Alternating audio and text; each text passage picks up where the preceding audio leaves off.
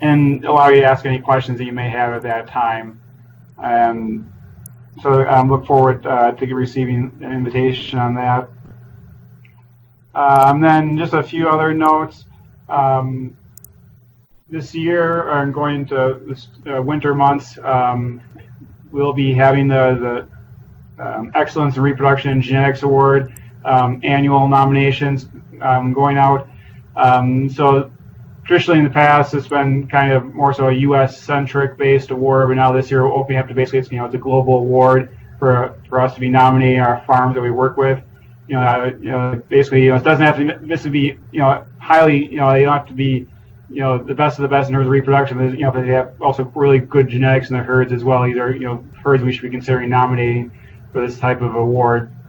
And talking about emailing Jenny Hansen recently, these nomination forms will be posted on the extranet in December. There'll be an English version, Spanish version, and Portuguese version of the nomination form for us to be nominating our herds. And basically, as long as we, from an international perspective, not every herd has dairy comp, so some of the metrics we may not be able to get, but as long as we get, as much information as possible from the herd management systems that we work with from an international perspective, that should be fine. Important thing is to be nominating these herds and recognizing, high quality reproduction in the herds that we work with, global perspective, and also herds that have really high genetics, and as well that value genetics quite a bit as well. So to be recognizing those herds, to us, it's very important. So, and then just to briefly note, coming up in April for sire summary for spring 2020. There will be a base change coming up at that point. So definitely be looking forward to more educational materials on that in regards to what that means in terms of just getting used to the fact that bulls will be genetics will be lower at that point with the base change coming up in 2020 for April. So with that, are there any questions on any of the updates I just mentioned or any comments?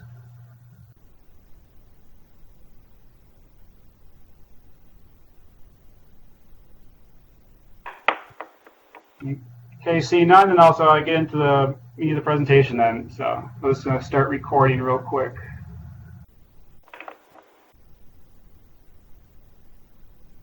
Okay. So the last few Global Tech Conference calls, we've kind of been talking a little bit about some of the reports that Sam Miner has been kind of putting together, and kind of related also to running the analysis through Dairy Comp. So I thought it would be a good opportunity to actually have been kind of making some updates here and there to the basis file. And I thought it would be a good opportunity to just kind of go over some of these updates that I've been making to the basis consultant basis file for Dairy Comp, and also touch a little bit more on reproductive analysis, just kind of get some basics for people to have a good understanding of for that.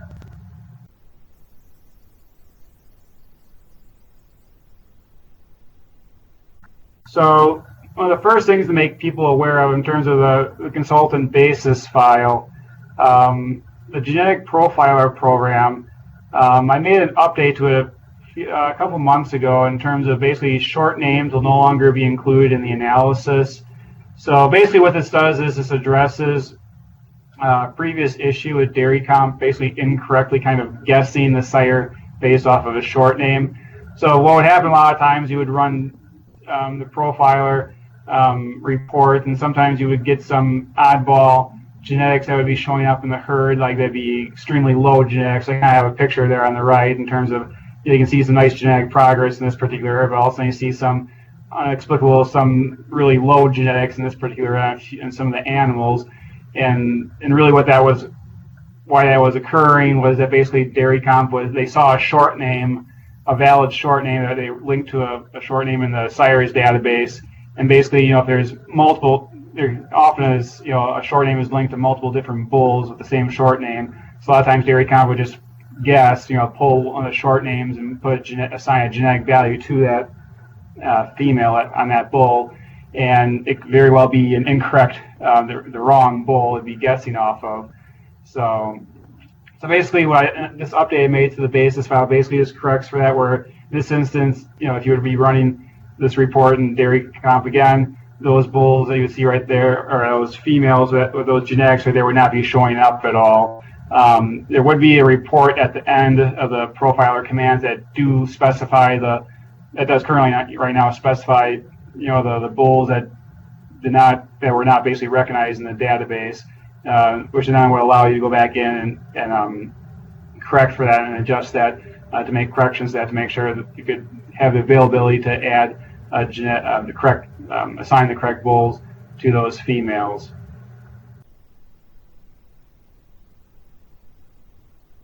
And just kind of note, and I'll maybe just kind of also maybe go over an example of this as well, how to do that. So this is what you would call in dairy comp, you would use what they call sire cleanup. So on the command line in dairy comp, you would just type in alter \8. You would click on a sire to highlight it, and then just click change. You then enter in the NAB code, the actual NAB code, and click OK. And then basically once you're done switching or adding NAB codes to sire short names, you just click on sire cleanup, and basically then that would take effect throughout the dairy comp cow file for that herd.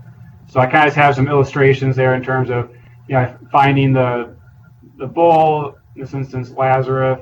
In the NAB code section, it had a short name, which was not the case. It's incorrect.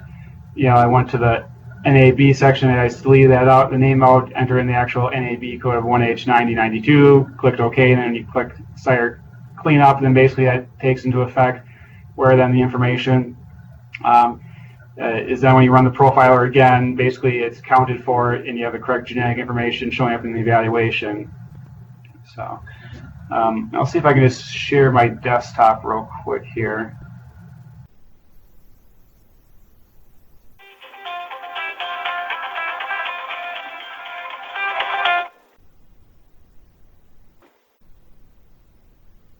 Okay.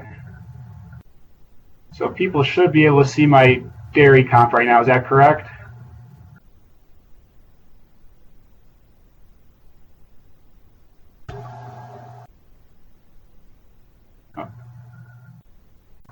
So. Yes. Okay, thank you. Yeah, so it's just an example right here what that process is. So in this instance, I would have went through, run the profile command right here, gone through the reports, and this is just a quick example. I would get towards the end of the reports, the genetic reports. It would say basically, sire ID is not in the database. It's just a cow as an example right here. So that was just the kind of herd that has a lot that was not recognized, but just for the sake of example, you see a bull Ramrock right here. I believe it's actually an Alta bull right here. I want to go search for this bull. It was Alta Ramrock 11H11365. So in order to clean that up, in order to account for the females in the herd that are sired out of Ramrock, you would go to alter \8. It would take you to the sire table that you see right here. And basically you just have to find the bull, in this instance, Ramrock.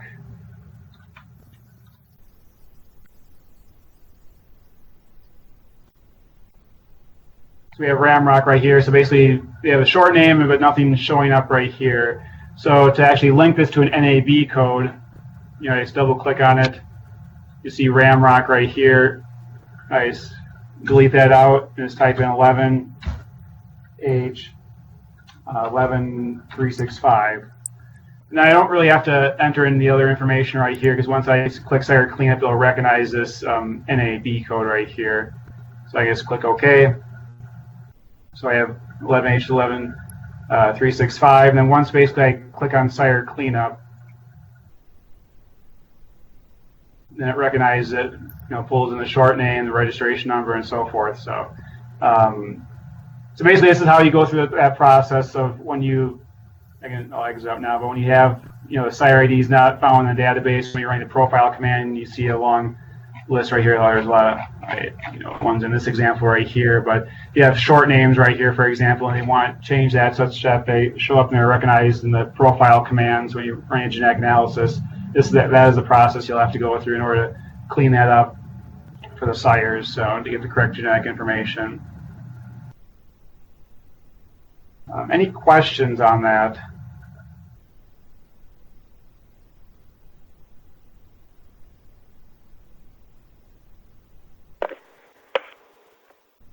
not, then I'll switch back to my PowerPoint.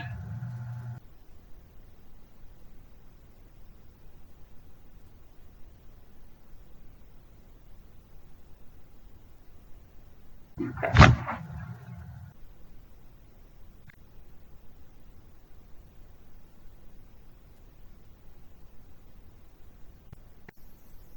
So one of the next updates to kind of talk about in terms of the basis file, there is a new menu tab for strategic breeding that I added to the basis file. And basically what this is basically it kind of helps in terms of some of the evaluations of herds that are using a lot of sex semen, conventional semen, and beef semen within the herds. Kind of just get a little more better perspective overview of how things are going in the herd in that regard. One thing I mentioned here at the very beginning, the management portfolio command prompts have been added to the basis file. And for the people on the call that may not be aware of that, basically the management portfolio report that Sam Miner created, and he was kind enough to go over that report with the global tech team during our last call, kind of in depth. And since that call, basically I kind of went through and took basically all the commands that Sam had in his Excel spreadsheet from his report, and basically kind of plugged them into dairy comp, and kind of basically also added titles and things to kind of make it a little bit more, give a little more better direction in terms of when you're clicking on the commands in terms of the information it's giving you in the command and dairy comp to where that information should then be plugged into in terms of the spreadsheet that Sam created. So just be aware that that's included there now. And then some terms of the other commands that included looking at heifer conception rates by different semen types, cow conception rates, looking at distributions of first service breedings, animals due to calf table information, culling information by semen type, and also genetics. So let's kind of just briefly switch back over to dairy comp and just kind of touch on those.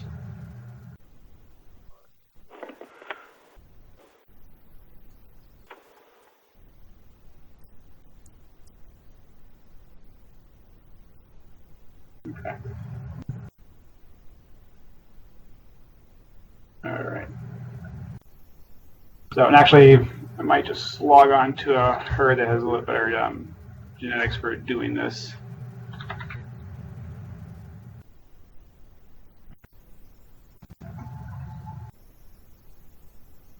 So right here is the management portfolio. So this is kind of just broken down, as I mentioned, from Sam's spreadsheet. There's repro performance, health analysis, and cow and calving data right there. So basically, once you would click on one of these options right here, it would then start the command series of command prompts for you to pull that information out and put it into his spreadsheet.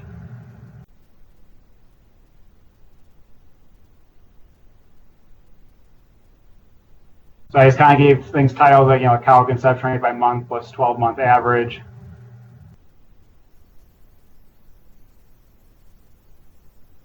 Cow conception rate 3-month average. So basically, it's a series of command prompts for that. And I'll just quit those right now. So okay. Then we have things like heifer conception rates by stud code, by breed and bred number, cow conception rates by breed and lactation group, by breed and bred number. And some of the more interesting ones, maybe ones you want to be looking at, like first service breedings, semen type by month for heifers, semen type by month for all cows, lactation 1, 2, 3 plus, and lactation greater than 1. So basically just kind of overview the semen types that have been used in terms of beef, sex semen, conventional dairy. So maybe if I use sex semen type by month for all cows, it'll give me a distribution right here by the month right here of breeding for first service. So it's just a table right here. So B would be beef, E would be conventional, and S would be sex semen. So in this herd right here, they have very little conventional semen being used for dairy. They have a fair number of sex semen being used and a fair number of beef semen being used. And if I go over to the graph right here, you also can look at this in a graphical format as well in terms of the summary. So basically, it's just first service breedings by month. So like I said, January used to be all the first service breedings that occurred in January. It kind of gives you the number of beef breedings, conventional semen, sex semen, and then kind of goes forward like that all the way up till September on the far right.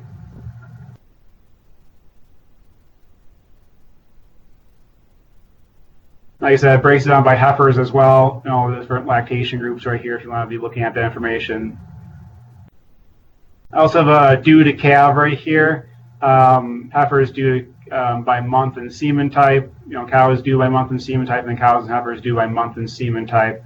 So, for example, I do cows and heifers due to calve by month and semen type.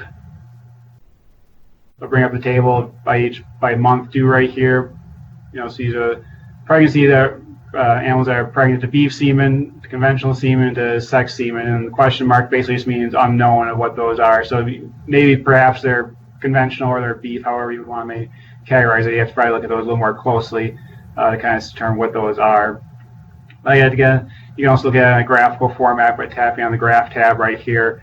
So this is a backup from September, so I have a few animals due yet in September from this backup, and obviously kind of going forward, it gives you October in terms of number of beef pregnancies that are due to calve, conventional semen, sex semen, and there's I guess a couple unknowns right there. But this kind of goes forward, November, December, January, February, and so forth right here.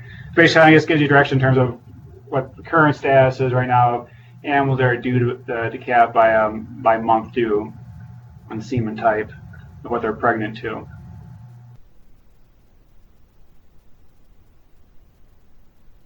And there's also a calf table right here. This kind of looks at heifer freshenings by semen type and cow freshenings by semen type. So if I do, heifer freshenings by semen type, specified date, range. It's basically the past year. And basically, this gives me the calvings right here. So U would be again conventional, S would be sex. So for lactation 1, so this is for our heifers that freshened in the past year.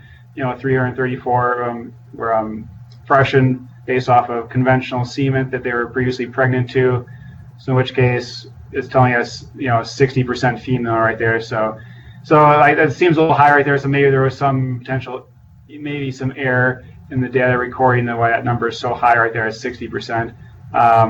You look at S for sex semen right here, currently at 89% female ratio right now. So that number does sound reasonably obviously correct. So let's be kind of aware of that. Sometimes you have to maybe scrutinize this data a little bit more closely if need be.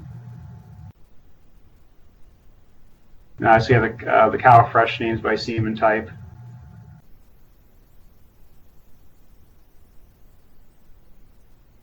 So you have the conventional semen, sex semen, and beef semen right here.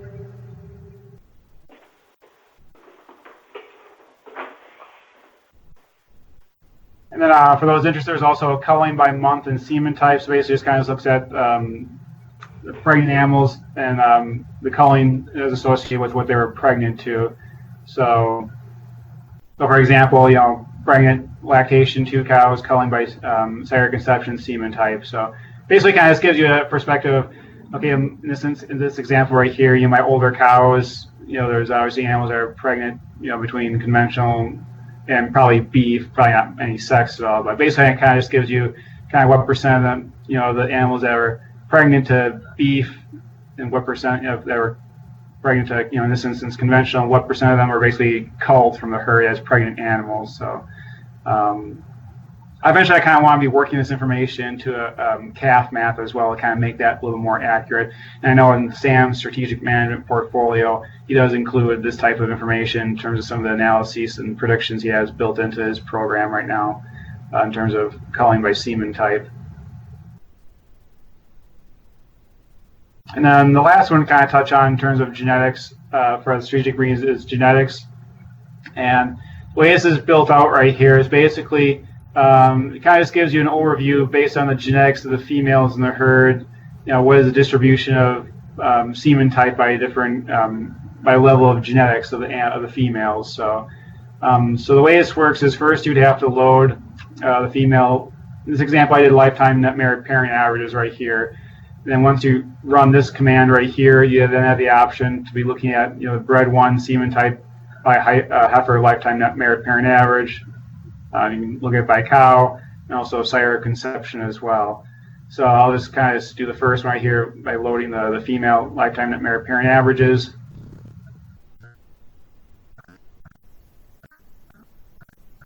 So basically what this is doing is assigning genetic values to the females in the herd. So once that's done being loaded, I can go back to strategic breeding and go to the genetics. And I can do bred one semen type by heifers lifetime net merit parent average. So kind of basically it gives me a table, gives me a lifetime net merit category, gives me a count of the breedings and also the semen type. So probably easiest to look at this from a graphical standpoint. So what this is saying is basically, all animals are essentially getting sex semen based on their level of genetics. So basically all females. So they're not really segregating animals into specific groups in terms of who gets what in terms of genetic basis right here in this example. So in some herds you might have instances where much higher genetic heifers would have sex semen, and much lower genetic heifers would have maybe conventional semen, for example, or maybe even beef semen for that matter. So basically, that just basically shows, if they're segregating animals based on genetics, are the higher. So you could potentially be looking at this from a perspective: are my higher genetic animals getting, sex semen, and my lower genetic animals getting beef semen or conventional semen, for example.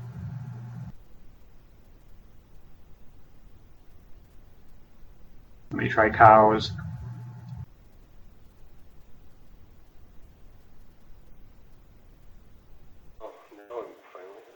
So right here we have an example. So lifetime net merit parent average categories. So yeah, like I say, I have 101, 150 net merit, 151 to 200 net merit. Like I say, these are the genetic values of the females in the herd. For this instance, cows right here.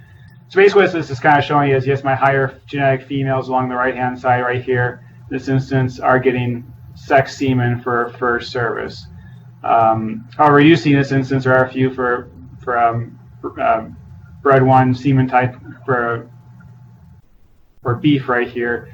You see a few of the higher genetic ones actually getting beef semen right here.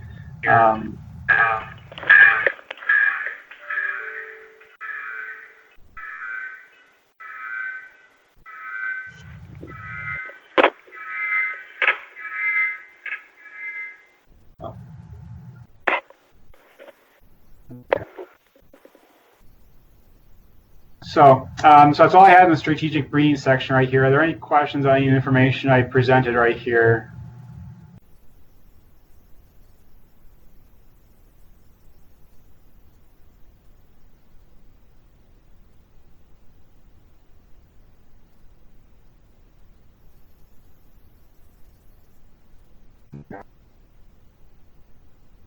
So let's go back. Presentation.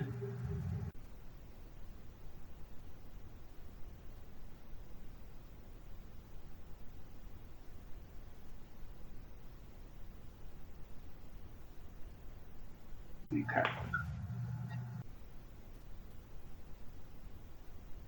So I just kind of gave a list right here of the items that I added, kind of related basically to strategic breeding analysis.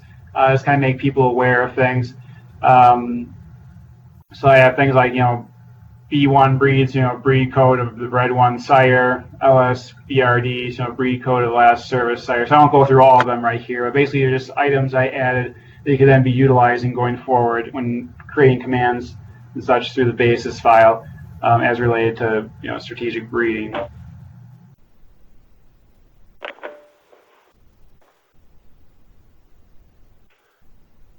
And then other few minor updates. So one thing to be aware of, the calf map commands for the heifer rearing loss are now removing any potential beef animals that may have been in the cow file. So with a lot more strategic breeding nowadays, there's a lot greater chance of beef animals being in the herd's cow file. So obviously when we run culling rearing loss information, like in calf map, for example, we want to be not including those beef animals in the in the rearing loss for the dairy females in the herd.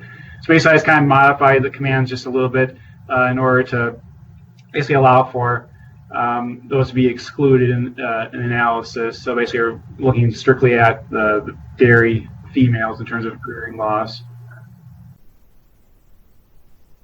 And then also just some additional items I did add to the basis file 305 EC. So basically just a 305-day mature equivalent for energy corrected milk that I recently added to the basis file they can now be utilizing.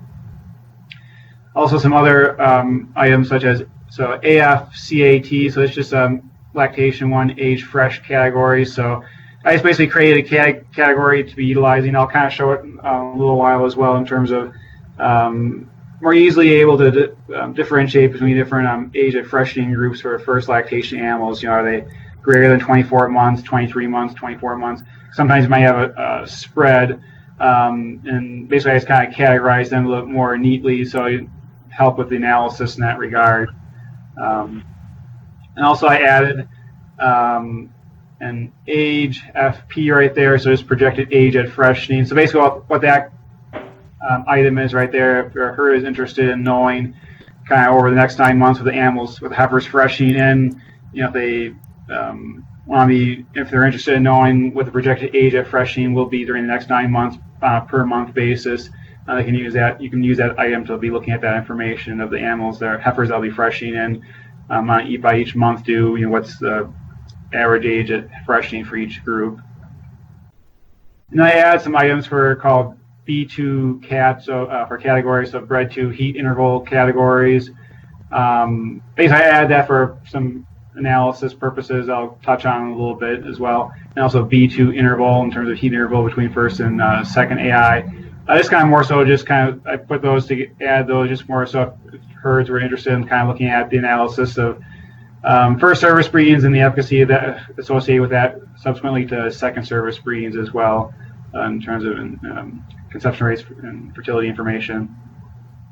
And also an item called B1 month, so B1 MON, so for month of first breeding as well.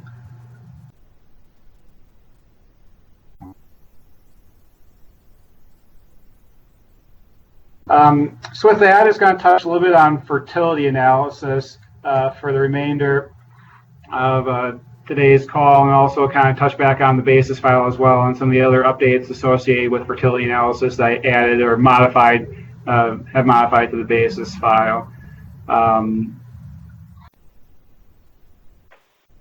So with that, so just kind of get everyone up to speed, because obviously we have a diverse group of people on this call. Some people on the call obviously are probably pretty savvy with dairy comp, some people not so much.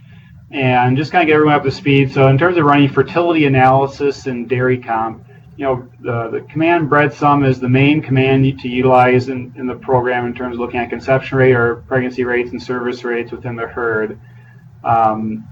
Just typing, and I'll show this in dairy comp, just typing the word bred sum into the command line, is hitting enter, will then populate an option box. So you see at the bottom of the screen right here, where it gives you options to look at fertility analysis. Option 2 would be sire, the third one down would be stud code, technician, breeding code, and so forth, and all the way down. And so this analysis right here, when you just type in bred sum, this is for mature cow or lactation greater than 0, so cows, for analysis for cows in the herd. If you want to be doing young stock, so for heifers, for example, you would be typing in the command bred sum \y, is that notated? The main bullet point right there. So just be aware that bred sum by itself brings up analysis regards to cows in the herd. Bred sum \y brings up the analysis regards to young stock, or the heifers within the herd.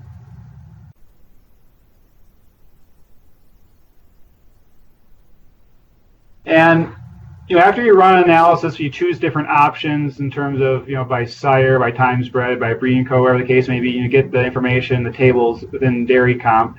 And I'll show us, when we go back to dairy comp, there is the options button in the upper right-hand corner that you can tap on, and then brings up a pop-up box, kind of see right here. So this is an example from conception rate right here. If you're doing by conception rate, it brings up different ways you can change the parameters in terms of, going to different areas, like you have times bred, technician, breeding code. You can choose the different areas.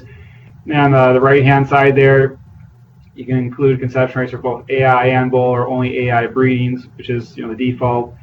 Cutoff right there, you see as a value of 0 right there. That's really only in the case of, for example, let's say you chose by technician, for example, on this pop-up box right here. So if you have a large number of technicians that are breeding at a herd, but you really only want to be concentrating at the most relevant ones, you would say maybe a cutoff of 5% to say that for a technician to show up with his name, they have to have at least 5% of the total breedings in the herd for that group where we're looking at for analysis. And then also you have information. You can alter the start date and end date as well, for example. And I would say this is for people that are maybe novices with dairy comp, I would say this is probably a good approach just to getting used to the commands in dairy comp and how to utilize them. Because you see, like this pop-up right here, in the first example, by times bred, and it has the \b.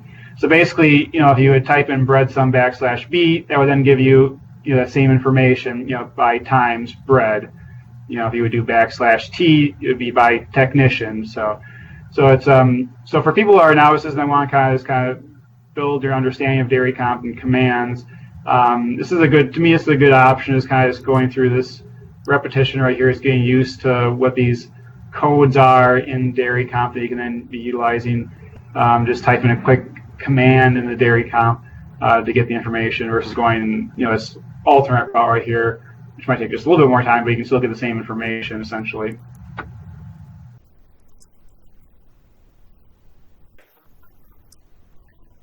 And just briefly, I'll kind of touch on a few of the drop-down menus I kind of updated, and then once I'm done touching on them, I'll just go back into dairy comp, kind of continue through going through a demo of the information I've included or added to the basis file. And if people have questions as I kind of go through, by all means, feel free to ask as I'm going through this information. So the first one I touch on, there's a cow repro tab in the basis file, and basically there's several different categories right here. And I should preface this by saying, it's with the updates I've made to the basis file, I would say it's not quite complete. I've been kind of trying to reorganize things, move things around, adding things to the basis file. With the newer version of dairy comp that came out, now a couple years ago, it adds a lot more options in regards to menu files in terms of creating menus, more options, and sub-menus as well. So I've been trying to utilize that and trying to organize things a little bit better than what it had been, in the previous basis file with the menu. So I would say, at the moment, there's some things here that may not be quite categorized quite right, but I would say it's still a work in progress at the moment, I would say. So with that said, there's the cow repro tab. The first one there is just, simple repro summary, but then there's kind of some main ones I have kind of listed there, first service breedings in terms of when you're looking at the evaluation, efficacy of that within the herd, looking at pregnancy rates and service rates within the herd, percent pregnant by 150 days in milk, and a little bit further down, also looking at an abortion analysis as well. And there's a few other additional ones further down on this menu right here that I kind of kept from the previous basis file.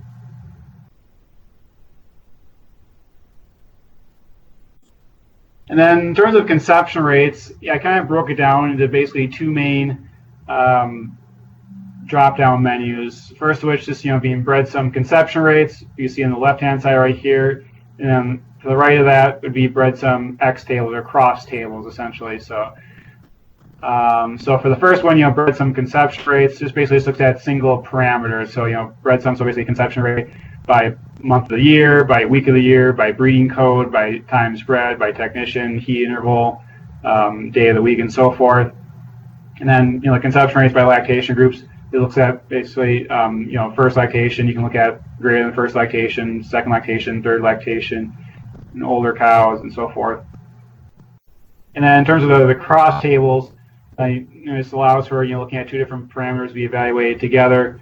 You have breeding code right there. I highlight into breeding code, times bred, technician, and lactation group. I likely maybe potentially be adding more to those sections right there, but I thought I was kind of start with those right now at the moment in terms of from the cross table evaluations.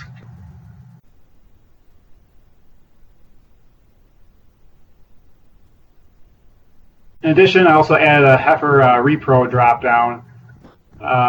You can kind of see right there. So basically, it includes evaluations on first service breeding in terms of overall protocol and efficacy associated with those protocols, conception rates, pregnancy and service rates, basically historic and projected age at freshening, which I kind of alluded to earlier in terms of looking at those categories. And also lactation. I added another section in terms of lactation 1 performance based off of age at freshening. So if a herd is interested in knowing how our animals performing in the herd based off of the age at freshening, depending upon, if there's questions on, age at first breeding for their heifers, how that's impacting subsequently, lactation performance, they could kind of look at that a little bit more closely in that particular section right there. So with that, I'll kind of basically be demoing, kind of going through the fertility analysis for the remainder of the webinar. Are there specific questions that people have in terms of anything I touched on so far?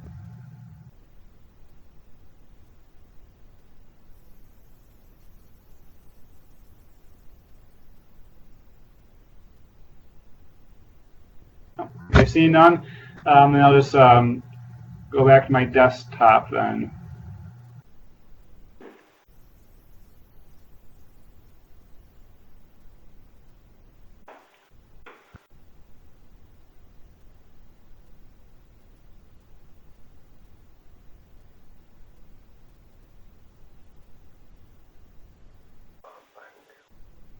Okay.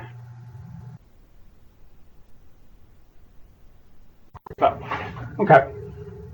So as I mentioned before, in terms of just overall, for novices that are on the call right now, in terms of the breadsum commands, in terms of running fertility analysis, like I said, it's really good just to start with a simple, command of breadsum you see right there in the command line, and just hit enter. And just, look at the information by different, categories that you would see here, for example, by stud code.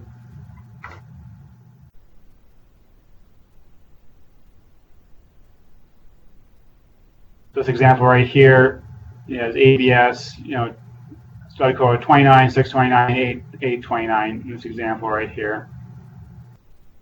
And on the far right here, you would see, that options right here. If you tap on that, like I said, this then allows you to change the parameters in which you're running analysis on. So like I said, right now we're on stud code, so the \M essentially is what we're doing. But I could change it to look at individual sires, breeding cycle, also breed if you want to look at, they're using, like I said, beef semen. So this example, we're using beef semen. So if I do breed right here and click OK.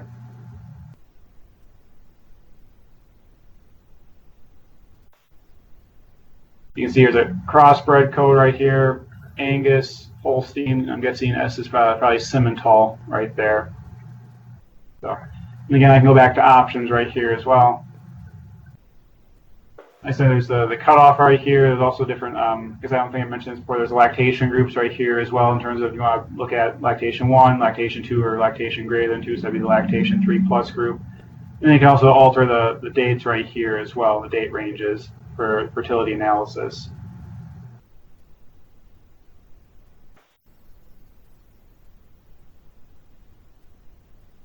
So the first example I did was obviously the breadsum by stud code, for example. So when you run switches in dairy comp, it's basically, like I said, is that simple \, in this case M, so for stud code or manufacturer of the semen, and hit enter. Bring it by stud code right here. In addition, another thing to consider as well is date range. If I add a D to this right here, it's going to then prompt me for the date range. So 8/23 of 18. I'll just say 8/23 of 19.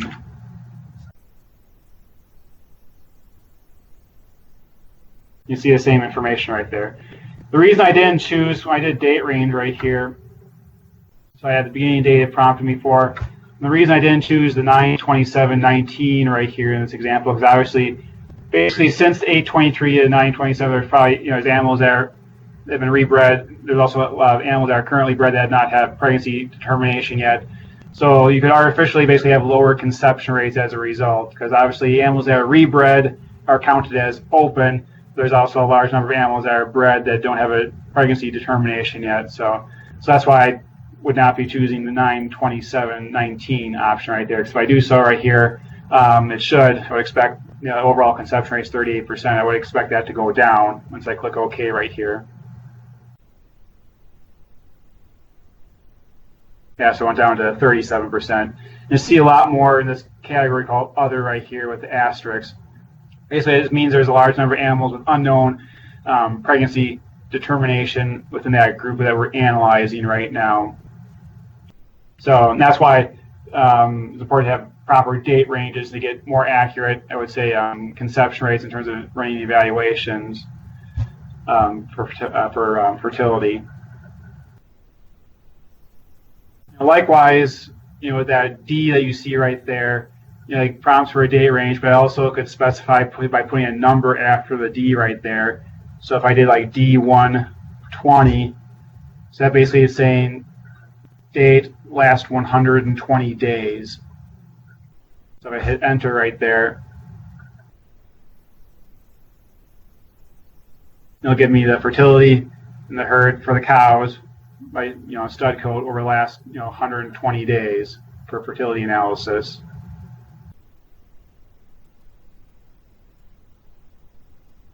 And another thing to note, I think it might be this cow flower, another one I might bring up as another example, just to touch on something real quick.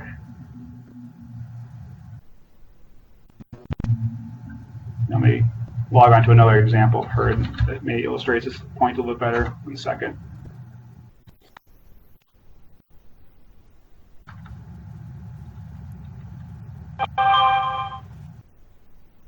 So this is a different, one of the other cow files I was on before.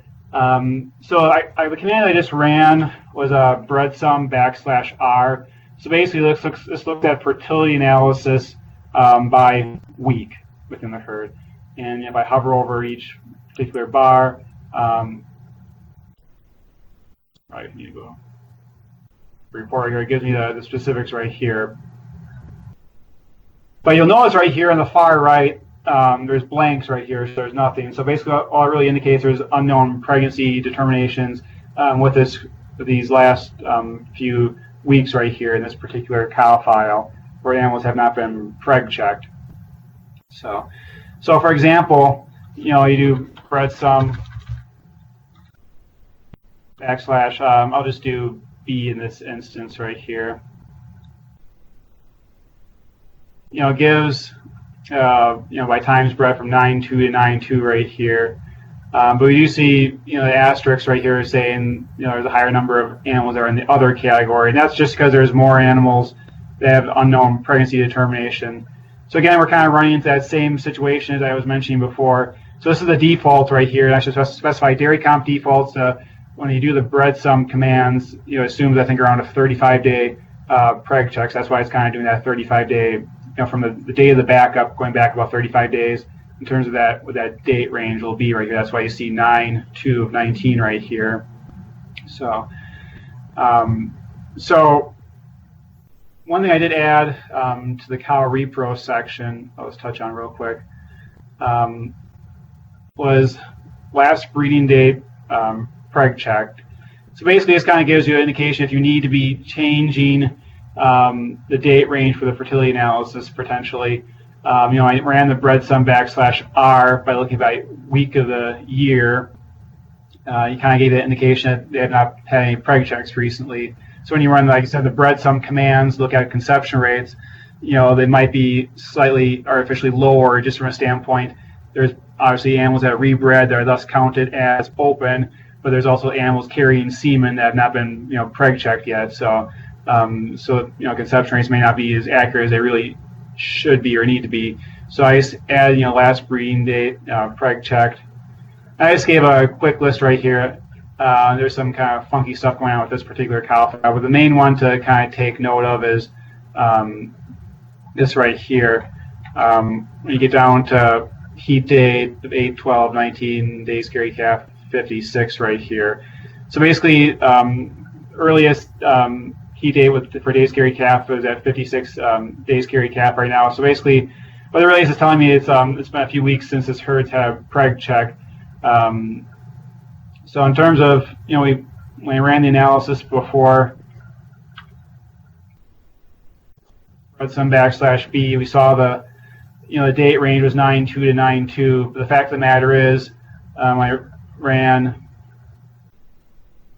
this command right here. Really should probably be using a date range of 8.12 to 8.12 right here in terms of the fertility analysis for conception rates to get more of a true sense of what the conception rates are on a yearly basis. Otherwise, like I said, if you include the breedings from 8.13 to 9.2 in the analysis, none of those animals would be pregnant in that category, and it would all be, and the animals that would be counted would be those that were rebred and thus were considered to be open, for example.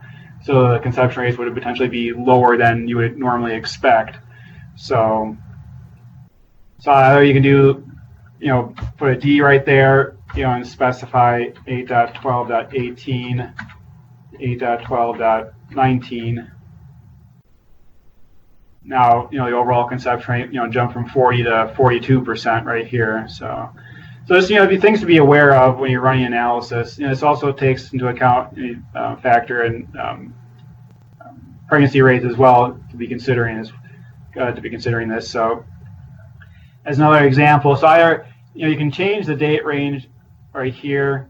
Another way you could do it, instead of always if you're running fertility analysis on this herd, several commands in a row based on fertility.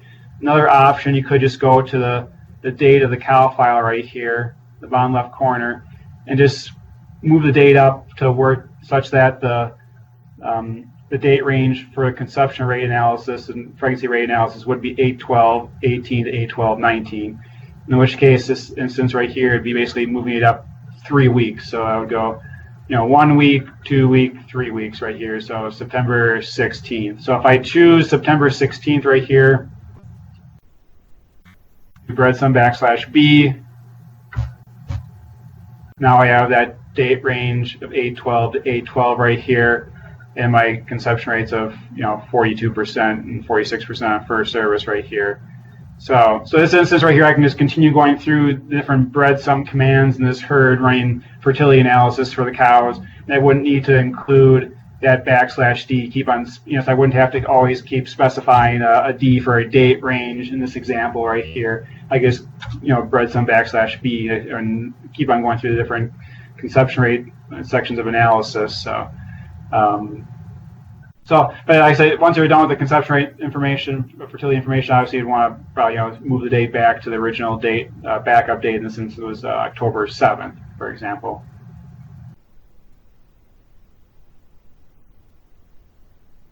So let me just pause real quick right now and see if there's any questions that people have right now before I continue on.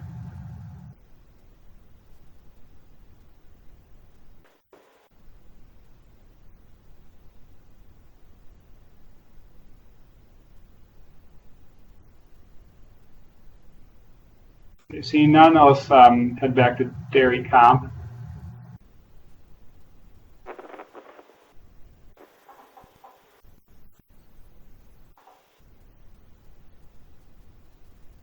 So again, under the cow repro tab, I have first service breedings right there. So I have commands like graph bred one by days of milk and lactation group.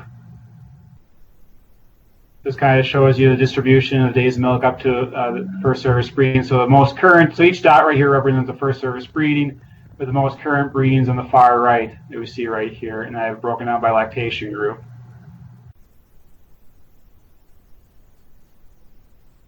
And I have bred one by days of milk and bred one breeding code. In this instance, N would represent natural service breedings for this herd, and V would be OVSync breedings right here. So basically you can kind of see where the OVSync breedings are occurring for first service and where the natural service breedings, heat detection breedings, are occurring for first service. And if you're interested, I also include breeding codes and technicians right here. Basically what this is so reference, if you click on this right here, it'll bring up the option right here of basically the numbers associated with the technicians, if you want to use that for analysis purposes, and also the breeding codes right here. So obviously you have N is for natural, V was for OVSync right there, and they have a few other or off-sync free right here. I guess I must have some previous differentiations right here, but then our instance right here, if we were interested to know if you saw the N and the V, in that graph, you want to know what that meant. So V was off-sync, N was normal, so I assume it was normal heat breeding right here. And I can just click OK to exit out.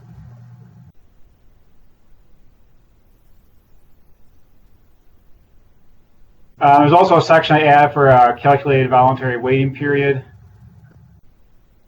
And how I read this right here is basically the voluntary waiting period basically equals the days of milk at 5% of cows with a bred 1.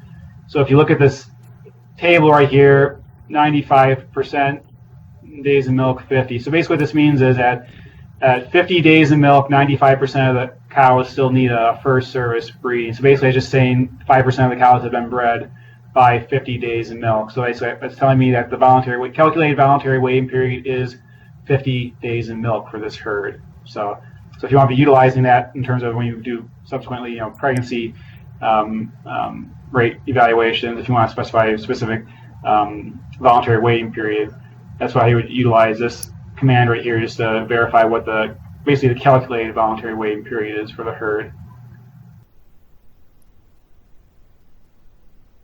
And I add some other options right here in terms of percent bred by voluntary waiting period plus 21 days. So basically, by the time, from the voluntary waiting period instance is 50 days, on a per month basis, what percent are bred by within that 21 days of the voluntary waiting period being met. So I would just add 50, and that does another kind of calculation in the background. You just enter it again, 50. And then basically it gives you on a per month basis right there in terms of, from each month. So for example, in August right here, you see 86%.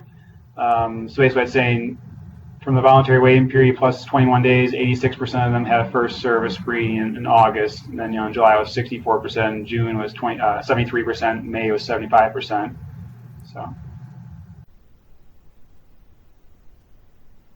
And I add these last two right here just because I was kind of interesting sometimes if you're interested in looking at analysis for impact potentially of first service breeding code on subsequent repeat services from the bred to perspective. So if you have a herd that's contemplating or changing first service protocols in terms of based off of natural heats or different off-sync or variations of pre-sync or double off-sync, different protocols, you could potentially be using these options right here to kind of look at the efficacy of those, the impact of those first service breeding codes. So this first option right here is looks at the bred to heat interval based off of bred 1 breeding code. So if I would tap on that, so basically what this is really showing right here is for natural service and also off-sync right here. So basically it just kind of shows the distribution of saying, so if I just unclick, for example, natural, again, off-sync. So for the cows that were bred off of off-sync for first service, where did their repeat services occur for bred 2? So this guy is showing the count of where those occurred right here. So the highest category in this instance was greater than 48 days since last service.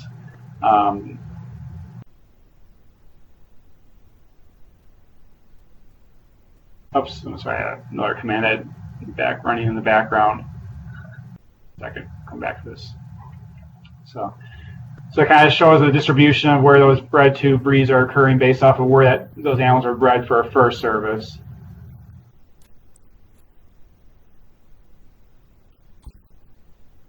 And they can also do for a natural service as well.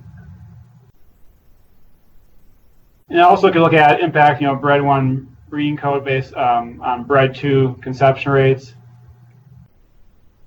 So in this instance, you'd have to enter in the breeding code. So in this instance, either an N or a V in this example. And that's kind of why I put the breeding code command earlier in terms of knowing what the codes are for the herd. So if I do like an N right here, for first service breeding code, click enter. Basically, this is showing me, of those animals that had natural service for first service, where were their subsequent heat interval for bred 2 breedings occurring based off a heat interval. So for animals that are bred off of natural service for first service, 36% of them repeated at 18 to 24 days since last heat. 27% of them repeated for a bred to at greater than 48 days since last service. Now, so I can run that again, do O over obsync. Oops, I think I might type in the wrong value. 1 second. Oh, I'm sorry. Yeah, V. I'm sorry. For obsync for this herd. So it's just saying, obviously, it's smaller numbers right here, for example. But obviously, with a larger herd, you have larger numbers. We're looking at this type of evaluation. But it's just saying, of animals bred off of obsync for first service, 22% of them had a repeat at 18 and 24 days since last heat, and 39% had a repeat at greater than 48 days since last heat. So there's kind of some interesting things to look at potentially if you're working with herds that are evaluating their first service breeding protocols, and you also be looking at the impact it potentially has on efficacy of second service breedings as well. And then, as I mentioned before, I also have pregnancy rates in here for the cow repro section. So it breaks it down by different lactation groups, as you see right here. Lactation, also by calendar week and cycle right here. Preg rate by specific month fresh, and some of the bullpen evaluations right here as well. So I just did preg rate by lactation greater than 0. Voluntary waiting period in this instance is, yes, it is 50. And it shows us the yearly average right here being 23% for the preg rate. So one thing to take note, so this cow file right here, obviously this was a herd that didn't have recent preg checks. So if I would actually switch it back to the previous date of 10/7 of the backup date and run that same command again,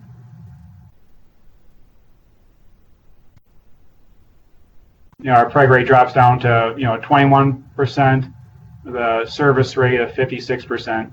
And again, obviously, you see this asterisk right here saying, there's animals with larger number of animals with unknown pregnancy outcome in that category right here. So.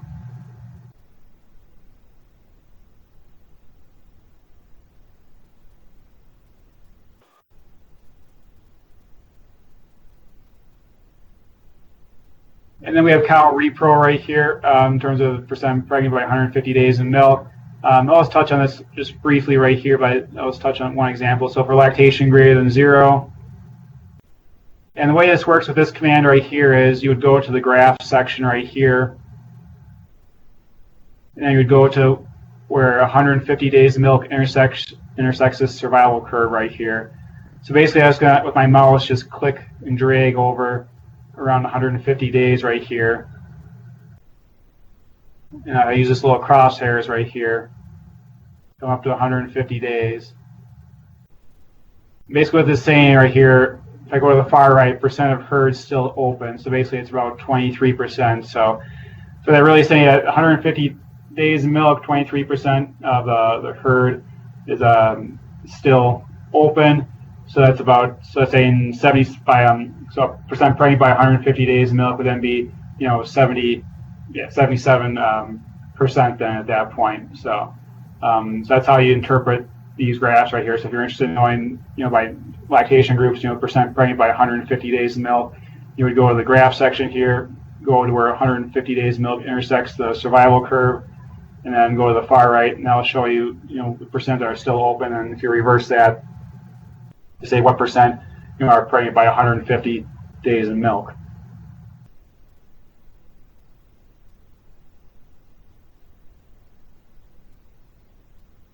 And I have some additional categories right here, like days carry calf at preg checks.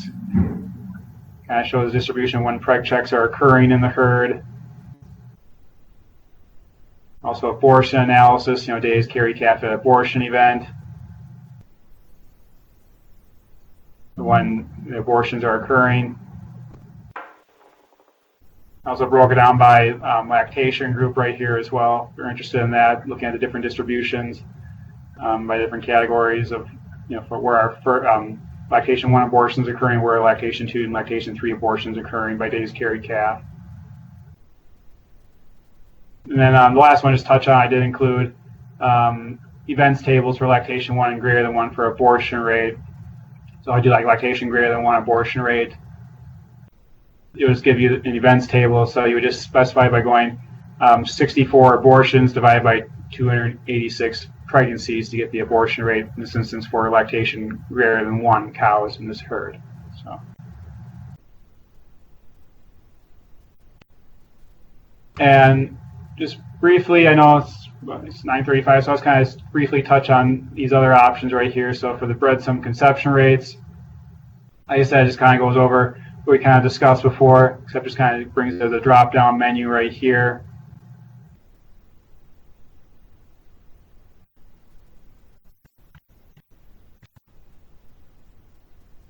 Look at that information.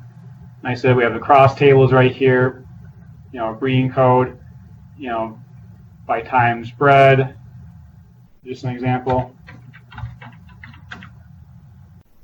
Look at the breeding code information right here. And then kind of goes, you know, times bred by the different categories, you know, technician by different categories, and also a lactation group right here. So for example, you know, breeding code by lactation group.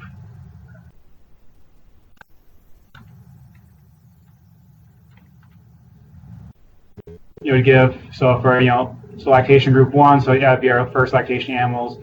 So for example, lactation 1 animals for normal heat breedings in this herd is at 44%, obstinate breedings are at 43%.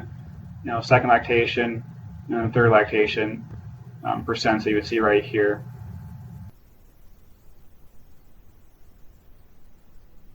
And then also I did, like, you know, bred 1 conception by breeding code and lactation group.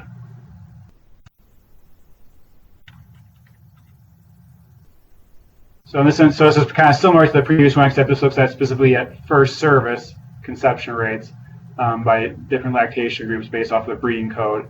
So for first service breedings, for our lactation 1 cows for normal heat, you know, they average 52%. You know, second lactation average is 44%. Third lactation average is 39% for first service normal heat breeding conception rates. And then we have, like, you know, times bred and lactation group.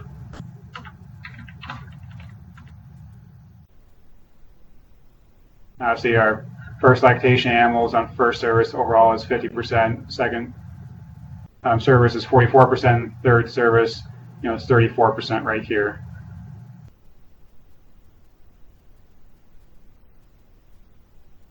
And one, before I touch on the last one of heifer repro, one last thing to mention in terms of running analysis and dairy comp. Now maybe switch back over to my other herd real quick.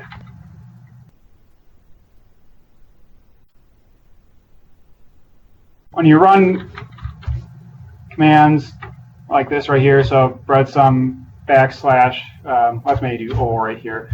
So for breeding code, O. So right here, so this would bring up, you know, different ways animals are bred on first by breeding codes. Obviously, everything's predominantly in this herd right here, chalk for a breeding code. One of the more recent updates to dairy comp last, I think maybe a couple years ago, they added was the option of also putting in a specific bred number you want to be evaluating. So I could actually, and the way to do that in dairy comp is just put like a B followed by a 1 or a 2 or a 3 or a 4, whatever the case may be. So O would specify the breeding code, and B1 would specify I want to look at first service breedings. So I just hit enter. So right here, this is first service breedings right here by breeding code. I also could look at second service by putting a B2 right there.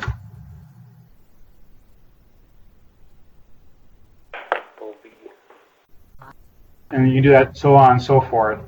So yeah, so basically it's just, you know, instead of, sometimes across tables can be kind of maybe messy sometimes. This kind of just one thing you could utilize that make things maybe just a little more neat and tidy, I guess you might say. That's why I kind of like using this from time to time.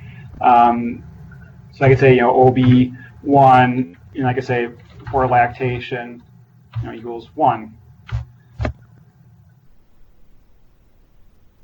So first service, in this instance, so this is first service conception rates by breeding code right here for first lactation animals.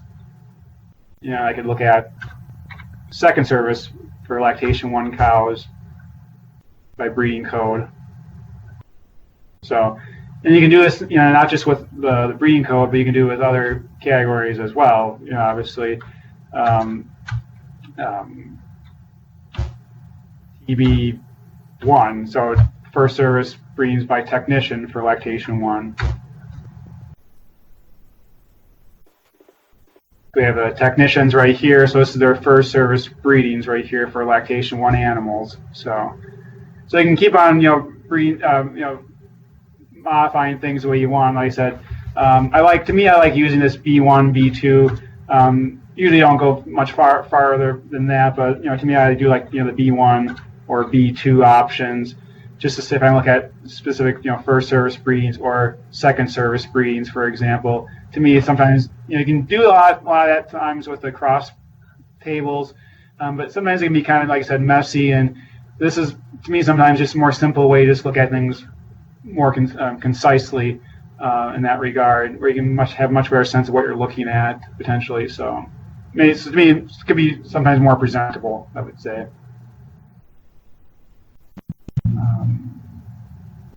And then the last one, just to touch on, is the heifer repro section right here. So with heifer repro, I have first service graphs right here. So first service breedings by age.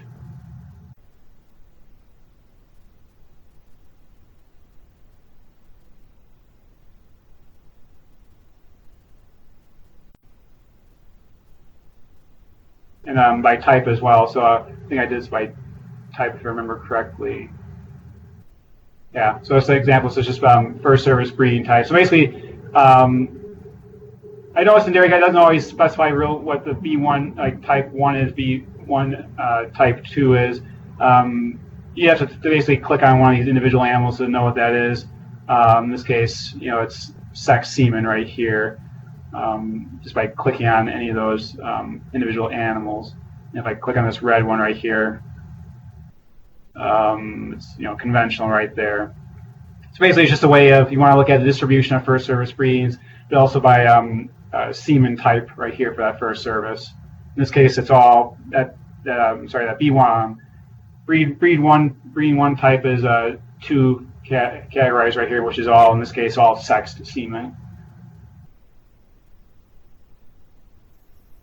And then also have the calculated voluntary weighing period you can do here as well for the heifers.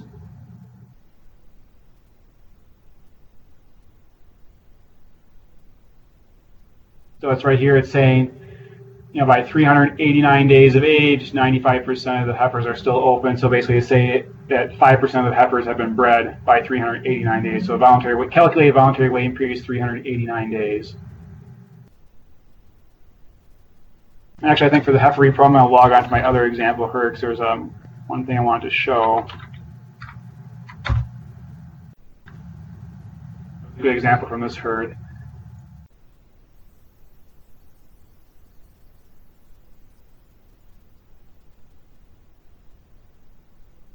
Oops, 1 second here.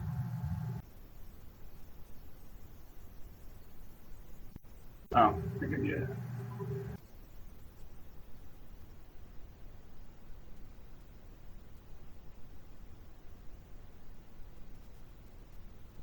Here we go. So we have in this herd, it's 431 days of age is the calculated voluntary weighing period for the heifers. So this is just graphing the age at first breeding right here for the distribution. So 1-0 is 12 months of age, 1-1 is 1 year, 1 month, so basically 13 months. 1-2 is 14 months. Obviously, these animals are getting bred at an older age for a first service.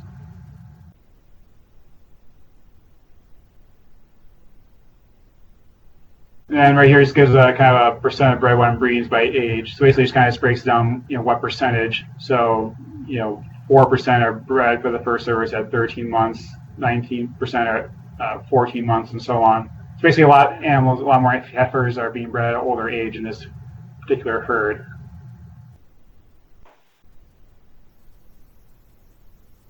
And I also have a graph bred event results by age right here. So basically, this kind of shows when our animals potentially getting bred and pregnant within the herd.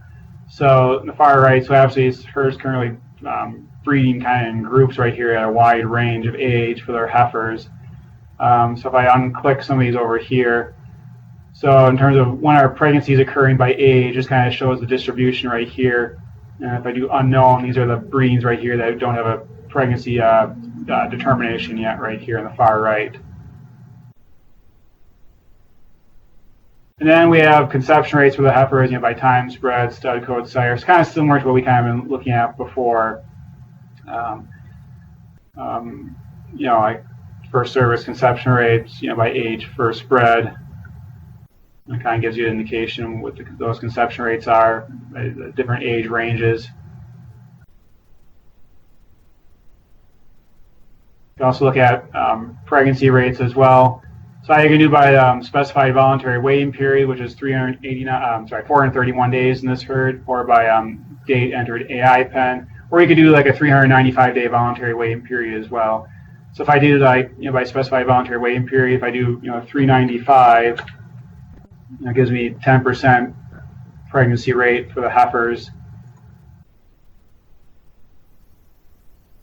If I do 431, which was the calculated one, it gives me 12% pregnancy rate over the year for the heifers. However, if you want to base it off of maybe when they enter the AI pen, and you can choose this option right here. This only really works as long as it works from a sense of the farm is making sure that they record the AI pens in their dairy comp. So when the heifer gets moved into a specific pen that's designated as AI pen, as long as they have it designated in their dairy comp that this is the AI pen or pens for the heifers, for example, then this command right here will work. So if I do it by the date that they entered the AI pen, the pregnancy rate for the heifers is 26% for the herd, service rate of 45%. So basically it's just looking at, from the time they enter the AI pen, how efficient are they getting those heifers pregnant. So if we do it by when they enter the AI pen, currently it's 26% for this herd. So. And then lastly, this last two sections in terms of freshening. I did, age at freshening distribution right here.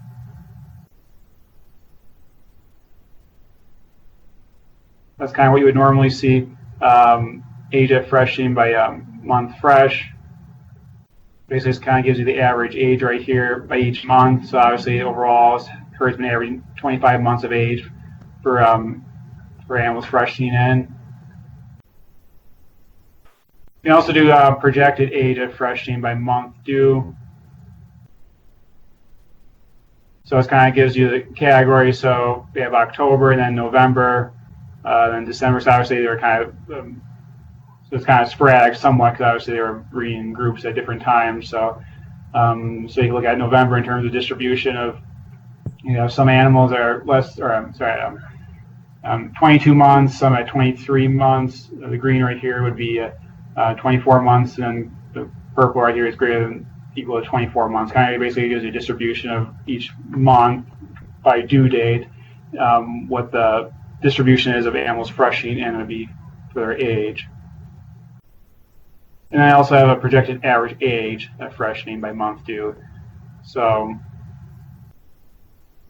this looks like there's some, maybe some animals are kind of throwing these numbers off. Only one animal right here at 34, 25, but obviously these larger numbers, 47, is either more reliable numbers right here with this particular herd.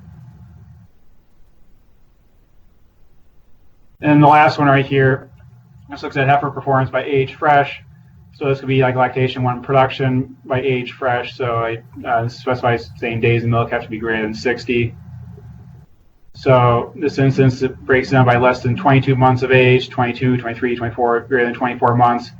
And average milk one, so this is first test day milk, peak milk, days in milk at peak, first projected 305 ME, average 305 ME, and then 305 energy corrected milk if they have that fat and protein information to be calculating that.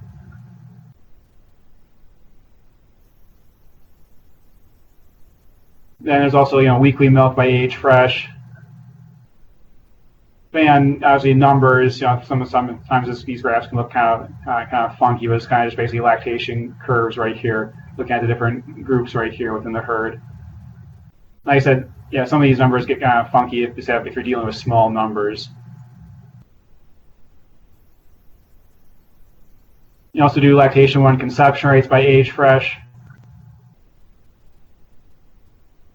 So it's kind of this example. So obviously you have blood animals. So obviously there's some blanks right here because these don't really have enough breedings right here to put a value right here. There's breedings right here is for this cross table right here is not enough breedings to put a conception rate right here. So, but overall you would see that animals that are bred at 22 months of age, they average 33% for lactation 1. 23 months is 42, 43, 44, so forth.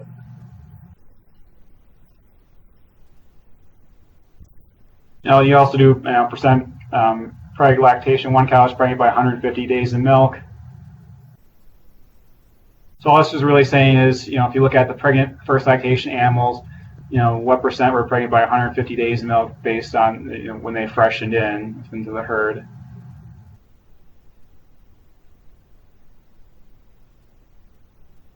And then you can also look at things like events for age fresh and days of milk less than 60, and overall events by age fresh right here.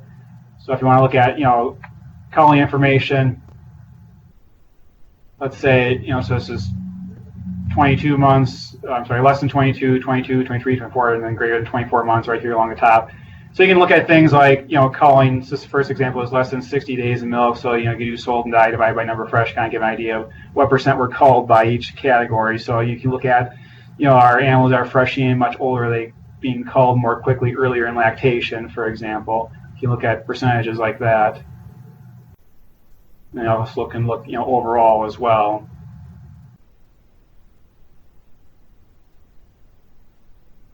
Performance. So our DNBs right here, obviously 30 out of 127 freshening over last year DNB, for example. So you can put some potential rates to that in terms of more animals becoming DNB that freshen in at older age, potentially. You can look at abortion rates subsequently during first lactation. Like I said, overall culling rates, 35 and 39 animals out of 127. You look at different rates like that. So or mastitis, metritis, things like that. So it's kind of giving you kind of evaluation for working with herds.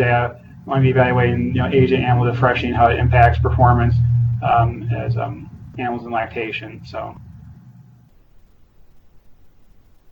that's all I had for the kind of go over the basis file updates, kind of some of the repro information. Are there questions people have right now? Anything they would want me to touch on? Like I said in my previous email I sent out, if people are interested, I can go over more dairy comp stuff. We have a global tech call coming up during second Tuesday in December again. If people are interested, we can go over more dairy comp stuff. And so we really haven't really touched on like events, tables, eGraph, looking at things like that for analysis purposes, or even doing bread sum associated with specific events that animals have, like conception rates based off of lameness or mastitis and things like that. We didn't even touch on that for this webinar right here. So if there's interest from the group of wanting to touch on more on dairy comp for a December call, or what are people's thoughts at the moment?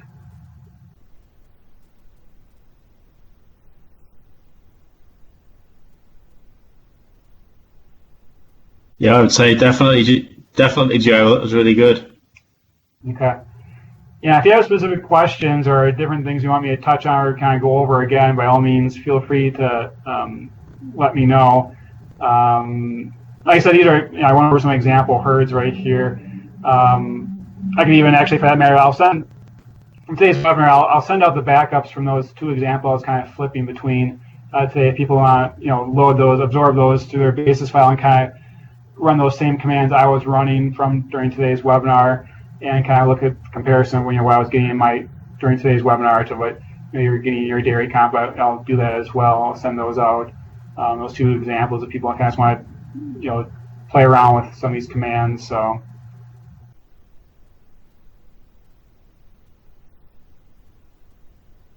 Okay.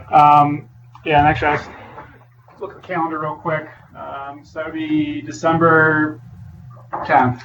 So yeah, December 10th would be the next global tech team call, and that would be at 8:30 again. So, so yeah, so I guess I'll plan in the moment doing more some repro analysis again for the December call.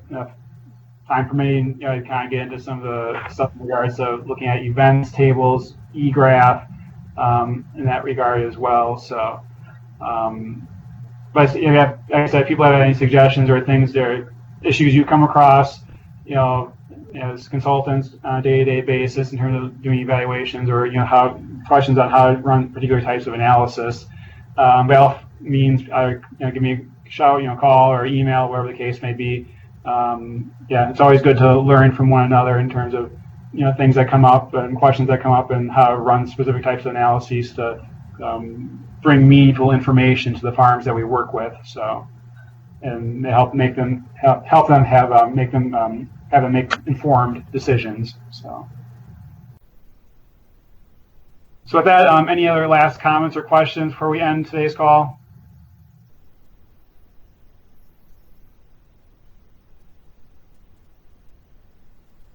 All right, seeing none, thank you everyone for joining today's call, and I'll see you again on December 10th then. So thank you.